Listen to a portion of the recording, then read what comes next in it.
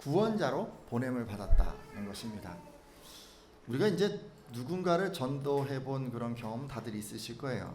보통 뭐 전도를 하면 준비된 분들이 있어요. 그래서 정말 옥토박과 같은 분들이죠. 그래서 딱 말씀을 전하고 그러면 이렇게 딱 받아들이고 그러십니까? 그러고 그럼 저도 예수를 믿고 싶습니다. 이렇게 이제 이야기하는 분들이 계신데, 이게 반대로 뭐 아무리 여러분 노력하고 기다려도 좀처럼 마음이 열리지 않는 그런 분들도 있습니다.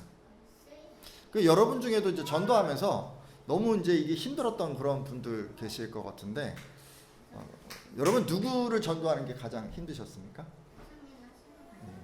가까이 있는 사람 전도하는 게 사실 좀 힘들어요, 그렇죠? 오히려 길에서 전도하는 건 쉬운데 옆에 있는 사람, 뭐 가족, 뭐 이런 친구 전도하는 게 사실 쉽지가 않습니다. 근데 이게 그래도요, 우리가 이제 포기하지 않고 이제 기도하고 전도하잖아요. 보통 한 몇 년 정도면 전도가 되던가요? 5년 정도에 전도하시는 분 있으신가요? 5년 안에. 쉽지가 않죠. 10년? 보통 10년은 기본인 것 같고, 아무튼 여러분 그 가까이 있는 사람들 전도하는 게 이게 좀 쉽지가 않은 것 같아요. 기간이 좀 이렇게 축축 늘어지고 잘 이게 뭐 변화가 없는 것도 힘든 일이지만, 이에 못지않게 전도자의 마음을 답답하게 하는 건 아무래도 그 전도하려고 하는 대상자의 그 어떤 태도, 매몰차게 거절하는 그런 거, 이런 게 아닐까 싶습니다. 이해가 되지 않는 교리적인 내용, 또 낯설은 교회에 대해서 이 마음의 준비가 되지 않았기 때문에 그분들이 뭐 그렇게 하는 것은 좀 이해가 다 되지만, 그럼에도 이제 우리가 기도하면서 어렵사리 이렇게 이제 초대를 했는데 단칼에 탁 거절을 하면 상대방의 그런 모습이, 그런 태도가 야속하게 느껴지게 마련입니다. 근데 이런 답답함은 상대방의 삶에 하나님의 손길이 너무나도 뚜렷하게 느껴지는 경우에 더 크게 느껴집니다. 그러니까 여러분이요, 어떻게 하냐면 그냥 그분을 위해서 막 기도를 막 하는 거예요. 열심히. 그래서 이제 그분이 삶에서 하나님의 어떤 능력을 체험하신 거예요. 여러분이 또 기도한 것뿐만이 아니라 막 도와드리기까지 해서 그분이 삶에 어려운 문제가 있었는데 그게 잘 해결이 된 거예요. 그래서 그 모든 과정을 돌아보면서 그분이 이제 이 어려움을 해결한 것은 다 여러분의 기도 덕분이라고 그렇게 이제 고백을 하는데, 그러다 보니 이제 어려운 순간이 되고 힘든 일이 되면은 이제 찾아와서 기도 좀 해주세요, 이렇게 이제 얘기하는 그런 관계까지도 됐는데, 막상 교회를 가자고 하면, 예수를 믿어야 된다고 하면 자기는 아직 때가 아니라고 이렇게 얘기를 하면서, 우리 가족이 다 안 믿어서, 우리 부모님이 반대해서 뭐 이런 식으로 안 된다고 얘기를 하면서 자기는 그냥 혼자 그냥 기도하겠다고, 좀 시간이 더 지난 다음에 가겠다고, 이렇게 온갖 이유를 대면서 예수를 믿으려 하지 않는 그런 분들이 있어요. 여러분 그러면 마음이 좀 되게 힘드시잖아요. 특히나 여러분이 정말 사랑하고 아끼는 사람, 내가 천국에서 꼭 만나고 싶은 사람이 이런 식으로 5년, 10년 이상 이렇게 여러분의 전도를 거절을 하면, 그럴 때는 정말 마음이 어렵습니다. 여러분 이런 일은요, 저희만 겪는 게 아닌 것 같고요, 십자가를 지시기 전에 예수님도 우리와 비슷한 그런 상황에 처했던 것 같습니다. 예수님은요, 공생애를 이제 한 3년 정도 이제 사셨는데 기회가 있을 때마다 유대인들을 말씀으로 가르치셨습니다. 말씀으로 가르치는 게 이제 말로만 가르치는 게 아니고요, 어려운 처지에 있는 사람이 있으면 가서 도와주시고, 눈앞에서 때로는 기적을 행하시면서까지 그렇게 가르쳐 주셨어요. 이 당시 유대인들은 그 5,000명이 넘는 장정들이 물고기 2마리, 보리떡 5개로 배불리 먹는 것을 체험했고, 또 수많은 병자들이 말끔하게 회복되는 것을 보았습니다. 그러니까 중풍병자가 일어나서 걷고, 소경이 눈을 뜨고, 귀머거리가 듣게 되고, 심지어 죽은 지 4일이나 된 썩은 냄새가 진동하는 사람이 다시 살아나는 것도 이들은 체험을 했던 것입니다. 근데 여러분, 어떤 때는요, 하늘에서 소리가 들렸어요. 하늘에서 직접 들을 수 있는 그런 소리가 들렸는데 3번이 있었는데, 오늘 그 3번째 얘기를 좀 하려고 합니다. 요한복음 12장을 보면 예수님께서 하늘의 밀이 땅에 떨어져 죽지 아니하면 하나의 그대로 있고 죽으면 많은 열매를 맺느리라 라는 그런 말씀을 이게 전하시는데, 말씀 끝에 아버지의 이름을 영광스럽게 하옵소서라고 이렇게 이제 기도를 하셨습니다. 근데 이렇게 예수님이 하셨더니 놀랍게도 하늘에서 음성이 들렸어요. 하나님께서 도대체 어떤 말씀을 하셨을까요? 요한복음 12장 28절 하반절 말씀인데 여러분 읽어주시겠어요? 이에 하늘에서 시작. 이에 하늘에서 소리가 나서 이르되 내가 이미 영광스럽게 하였고 또다시 영광스럽게 하리라 하시니 아멘. 하나님께서 지금 뭐라고 하셨어요? 내가 이미 영광스럽게 하였고 또 다시 영광스럽게 하리라 라고 그렇게 말씀하시지 않았습니까? 그러니까 이 말씀은 하나님께서는 과거에 자신의 이름을 영광스럽게 하셨고 또 미래에도 영광스럽게 하실 것이라는 그런 어떤 약속입니다. 그래서 좀 생각해 볼 게 있죠. 이 영광스럽게 하는, 과거에도 미래에도 영광스럽게 하는 것을 누구를 통해서 이루셨습니까? 예수 그리스도를 통해서. 하나님께서는 예수 그리스도를 통해서 영광스럽게 하셨고 또 지금 앞으로도 영광스럽게 하실 거예요. 근데 그런 하나님의 계획을 지금 이렇게 말씀해 주신 거예요. 자, 그렇다면 하나님을 섬기는 유대인들은 어떻게 하라는 말씀이죠? 하나님께서 자신의 영광의 도구로 지금 이 예수 그리스도를 보내셨기 때문에 너희들은 이제 그가 전하는 말을 잘 들어라 라는 그런 명령 아니겠습니까? 말씀을 보면요, 이렇게 하늘에서 음성이 들리자 거기에 서서 듣고 있던 유대인들은 더러는 천둥이 울렸다. 이게 막 소리가 엄청 컸나 봐요. 천둥이 울렸다. 또 더러는 천사가 그에게 말하였다라고 그렇게 증언을 했습니다. 그러니까 이런 정황을 종합해 보면 그런 것 같아요. 천둥처럼 어마어마한 큰 소리로 사람들이 직접 알아들을 수 있게 하늘에서 음성이 들렸던 거예요. 할렐루야. 정말 대단한 기적 아닙니까? 여러분, 만약에요 하나님을 안 믿는 분인데 하늘에서요 갑자기 하나님의 음성이 쩌렁쩌렁쩌렁하게 울린 거예요. 예수님 믿으라고, 예수님 명령 따르라고. 여러분, 그러면 어떻게 하시겠어요? 뭐 일단 뭐 깜짝 놀라고 막 두렵기도 하고 이게 뭐지 이런 생각이 들면서 결국 여러분 그 예수 그리스도를 주목하고 그 말을 들으려고 하고 따라야겠구나라는 그런 부담감을 느끼지 않겠습니까? 실제로 30절 말씀을 보면 이렇게 하나님의 음성이 들린 것은 자신을 위해서가 아니라 그 음성을 듣는 무리들을 위해서라고 말씀해 주셨습니다. 그러니까 이 소리가 들린 거는요 예수님을 위한 게 아니고요, 하나님의 이 음성을 듣고 사람들이 예수님을 믿고 따르게 하려고 하나님께서 그렇게 하신 것이라는 말씀입니다. 하지만 하나님께서 이렇게 배려를 해주셨는데 유대인들은 예수님을 믿지 않았습니다. 그리고 오히려 이런 질문을 했는데요. 요한복음 12장 34절 말씀 제가 읽겠습니다. 이에 무리가 대답하되 우리는 율법에서 그리스도가 영원히 계신다함을 들었거늘 너는 어찌하여 인자가 들려야 하리라 하느냐, 이 인자는 누구냐라고 그렇게 예수님께 되물었습니다. 여러분, 이게요 지금 율법의 근거에서 묻고 있는 거예요. 구약의 말씀에는 하나님이 보내신 구원자인 그리스도가 영원히 계신다라고 했다는 것입니다. 근데 예수님 지금 뭐라고 그러시는 거예요? 자기가 십자가에 달려서 죽어야 한다고 지금 가르치고 있잖아요. 그러니까 그렇게 죽게 된다면 어찌 예수님 당신이 하나님이 보내신 구원자가 될 수 있냐고 되묻고 있는 것입니다.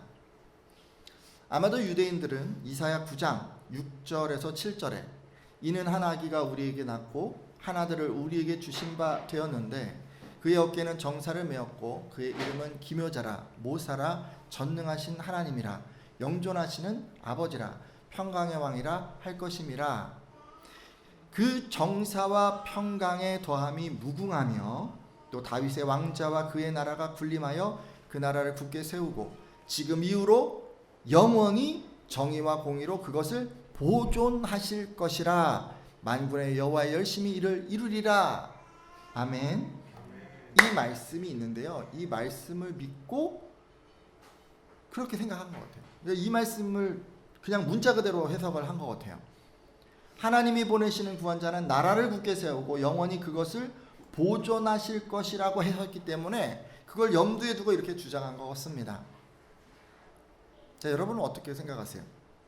이사야 선지자를 통해서 주신 이 말씀, 평강의 왕으로 오신 예수님께서는 예수님을 믿는 성도들을 통해서 하나님 나라, 그 하나님 나라를 이 땅에 세우신다는 그런 말씀 아닙니까? 하나님을 믿는 성도들이 하나님의 말씀대로 살아감을 통해서 이 땅에 하나님의 통치가 임하도록 하신다는 그런 말씀이라는 얘기죠. 근데 이 율법을요, 문자적으로만 이해하고 있었던 유대인들은 진정한 구원자는 나라를 세우는데 그 나라가 망하지도 않고 그리고 그 구원자는 죽지도 않고 뭐 이렇게 생각을 했던 것 같습니다. 그러다 보니까 지금 예수님이 전해준 십자가 대속의 복음을 받아들이지 않았습니다. 그러자 예수님은 너희에게 아직 빛이 있을 동안에 빛을 믿으라 그리하면 빛의 아들이 되리라 라고 그렇게 말씀하시고 그 자리를 피하셨습니다. 여러분 어떻게 생각하세요? 누구든지요 이렇게 생각하지 않습니까? 하늘에서 소리가 들리는 거예요. 쩌렁쩌렁 소리가 들리고 예수님을 믿어야 돼! 라고 얘기를 한 거예요. 그럼 믿겠어요? 안 믿겠어요? 믿을 거 아니에요, 그죠? 근데 안타깝게 이 유대인들은 믿지를 않았어요. 혹시 여러분 주변에도 이런 분들 계십니까? 여러분이 열심히 기도를 해서요, 그분이 기적을 체험한 거예요. 문제가 해결된 거예요. 여러분이 또 열심히 신경 쓰고 마음 쓰고 도와줘서 그 어려운 일을 벗어나게 된 거예요. 근데 자기가 가지고 있는 지식이 있는데 그 지식을 앞세워서 그거하고 안 맞는다고 나는 하나님 못 믿겠어 라고 이렇게 이야기하는 그런 분들 계십니까? 우리가 이제 복음을 전하다 보면 이런 분들 만나요. 아유 뭐 하나님 뭐 의로운 분이라면서 왜 세상에 이렇게 죄가 있는가? 하나님은 사랑이라고 하면서 왜 세상에 고통받는 사람들을 돕지 않으시는가? 교회를 보면 세상처럼 그렇게 죄 가운데 있는데 과연 하나님이 계신 게 맞는가? 예수도 우리와 같은 사람인데 그가 어찌 신일 수 있는가? 뭐 이런 식의 얘기들을 계속 얘기를 하는 거죠. 기독교에 대해서 이런저런 주장을 하면서 분명한 증거들이 보여짐에도 불구하고 예수님을 믿지 않는 그런 분들 여러분 주변에 안 계십니까?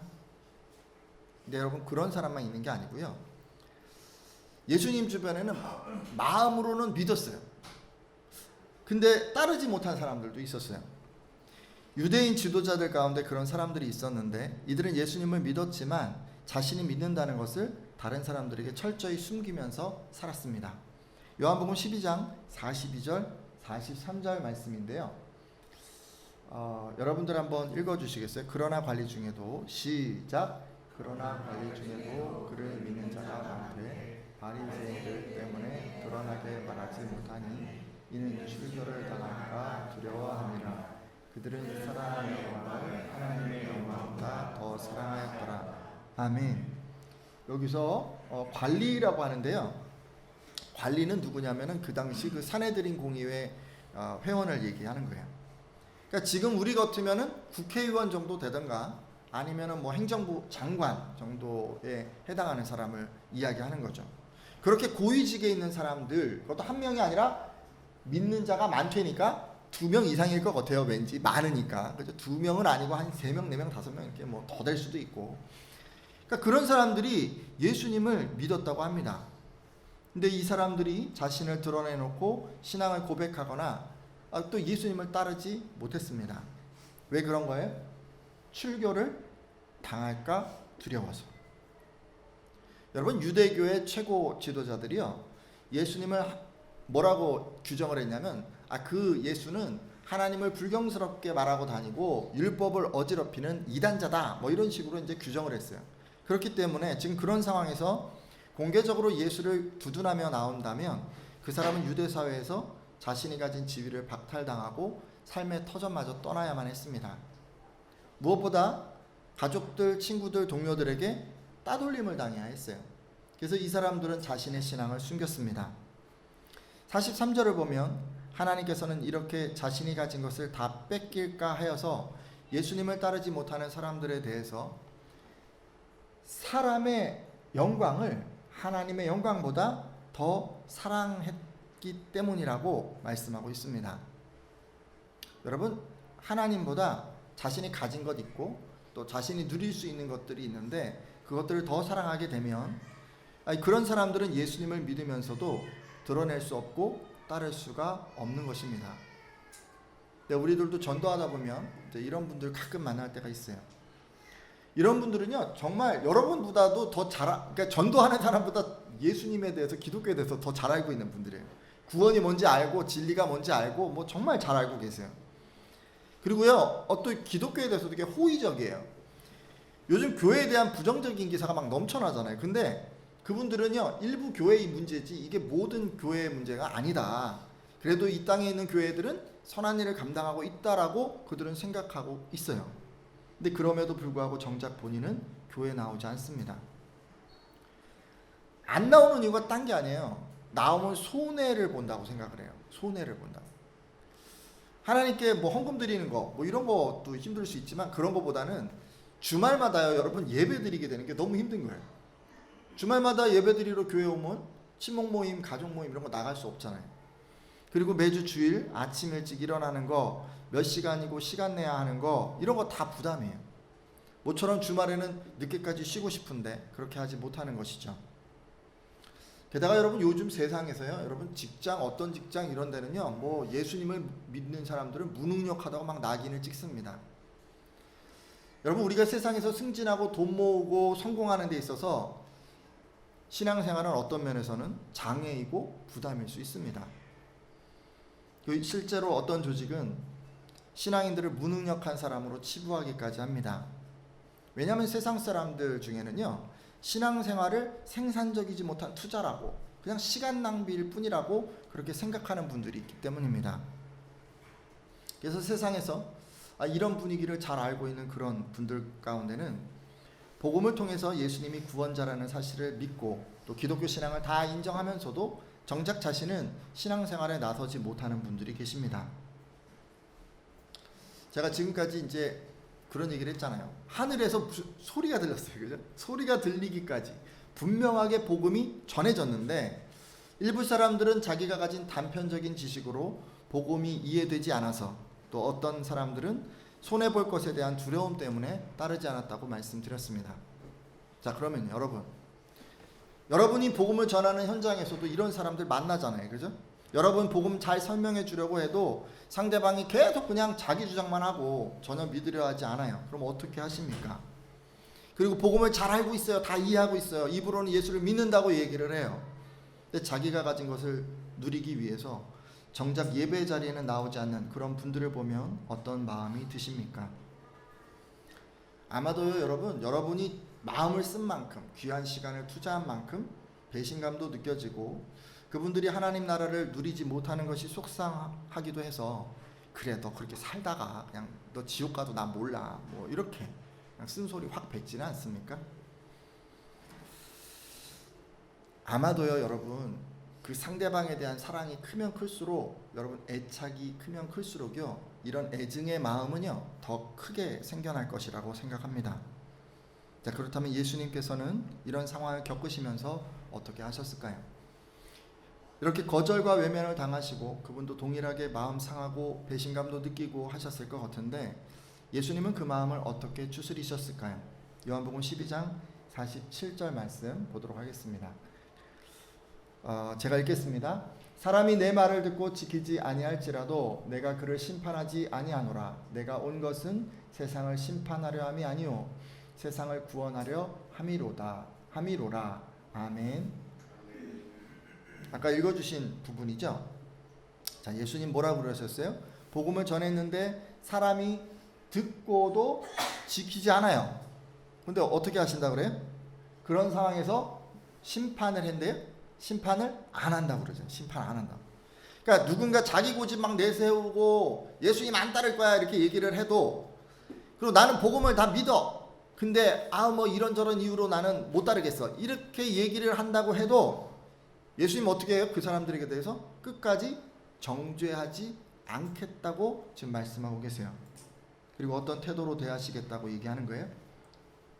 계속 어떤 태도요? 세상을 구원하려 함이로라. 그 사람들에 대해서 어떤 태도예요? 구원하려는 태도, 구원자의 태도, 그 태도를 잃지 않겠다고 지금 선언하고 계십니다.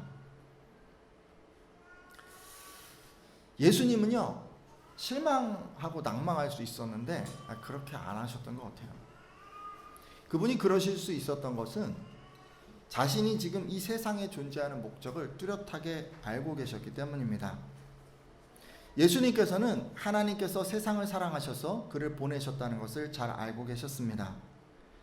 그러기에 예수님은 끝까지 참고 인내하고 이 유대인들을 구원하려고 하셨던 것입니다.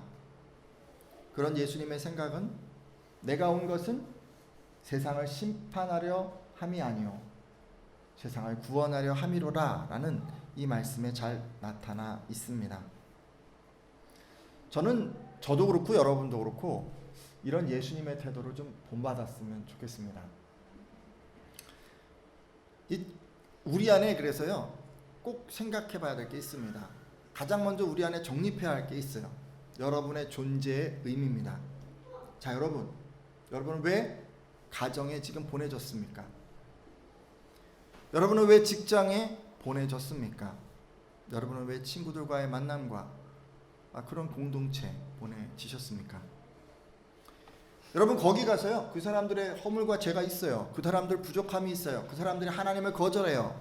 자, 그러면 그 사람들을 보면서 여러분 저 사람은 구원을 못 받을 거야, 저렇게 살다가 지옥에 떨어지게 될 거야 라고 그렇게 판단하라고 심판자로서 여러분 그곳에 보내진 것입니까? 그런 거 아니잖아요. 하나님이 지금 그거 하라고 여러분 거기 보내신 게 아니잖아요. 여러분은 가정과 직장과 공동체에 구원자로 보내지셨습니다. 여러분은 곁에 있는 사람들에게 영원한 생명을 전하기 위해서 그 사람 곁에 지금 구원자로 보내지셨다는 말씀입니다. 여러분 그걸 놓치시면 안 돼요. 때로 여러분 우리 상대방 무관심하고 막 거절하고 그럴 때 이제 우리 막 마음이 상하잖아요. 그래서 우리가요 순간 구원자라는 걸 잊어버리고 우리가 심판자 입장에 딱 설 때가 있어요. 너 그렇게 하다가 그 죄로 인해서 지옥에 떨어질 거야 이렇게 막 생각을 하면서 나 앞으로 신경 안 쓸 거야 이렇게 이제 막 선언을 해버릴 때가 있어요. 사실 이거는요 사람이라면 누구든지 당연한 거예요. 누구든지. 아니 그런 상황에서 마음 상하게 하는데 이런 마음 안 드는 그런 사람 어디 있겠어요. 근데 여러분 그럴 때 오늘 말씀을 꼭 기억해 주십시오. 예수님 똑같았어요. 근데 심판하지 아니하노라 그러셨어요. 그리고 내가 세상을 구원하러 보내어졌다고 계속해서 그 말씀을 그분이 마음에 갖고 계셨던 거예요. 여러분 그래서 여러분도 그 마음을 가지신다면 그 사람에 대해서 구원자라고 하는 것을 포기하지 마십시오. 언제까지 그러면 되냐? 언제까지? 그 사람이 죽기 전까지. 그 사람이 죽기 전까지. 여러분이 먼저 죽으면 어쩔 수가 없고 그 사람이 죽기 전까지는 절대 포기하지 않겠다고 그렇게 결단을 좀 해주십시오. 영화 보니까 노량의 전 뭐 이런데 앞두고 그 명량의 전이었나요? 네, 아무튼 이수신 장군이 그 엄청난 적선 앞에서 신에게는 아직 12척의 배가 있습니다. 그렇게 얘기를 하더라고요. 이게 사실 소망이 안 보이잖아요, 그죠? 근데 끝까지 완전히 끝장이 날 때까지 희망을 놓지 않았던 거예요. 여러분도요 전도하라는 분이 누군지 모르겠는데 그 사람이 죽기 전까지는 절대 희망의 끈을 놓지 마십시오. 여러분 전도하라는 분이요 죽지 않았다면 아직 희망은 있습니다. 여러분 그렇게 생각해 주십시오. 옆에 분들한테 한번 그렇게 얘기할까요? 죽지 않으면 희망은 있습니다. 시작. 그 죽지 않았으면 희망이 있어요. 아직 죽지 않았잖아요. 예수님도 그랬을 것 같아요. 유대인들에게 지금 계속 그러고 있지만 아직 죽지 않았잖아요. 아직 그 사람에게 기회가 있잖아요. 시간이 좀 남아 있잖아요. 그래서 끝까지 소망을 품고 있었던 거예요. 여러분 죽지 않으면 희망은 있습니다. 여러분 그렇게 구원자의 마음을 가져주셨으면 좋겠습니다. 이제 기도하고 마치려고 하는데 사실 예배자들 가운데 힘든 경험을 한 분들은 뭐 다 그렇게 하시지 않으셨을까 싶습니다. 뭐 가족들 위해서 기도하는 분들 뭐 10년 기본 아니에요, 그죠? 그렇게 기도해도 막 전혀 요동하지 않아요, 그죠? 친한 친구 남편 아내 위해 기도해도 전혀 바뀌지 않는 분들도 계실 수 있고, 그래서 마음이 상하는 분들, 또 기도에 힘이 빠지고 막 지쳐가는 그런 분들도 계실 수 있습니다. 그런 분들은요 오늘 말씀을 통해서 나는 내 친구에게, 내 가족에게 심판자가 아니라 구원자다라는 생각을 되새겨 주십시오. 그리고 목숨이 붙어있는 한 구원의 소망은 있다라는 생각으로 다시 한번 힘을 내어 주십시오. 여러분은 가정과 직장과 공동체의 구원자로 보내지셨습니다. 성령께서 이런 마음을 회복시켜 달라고 기도해 주십시오. 함께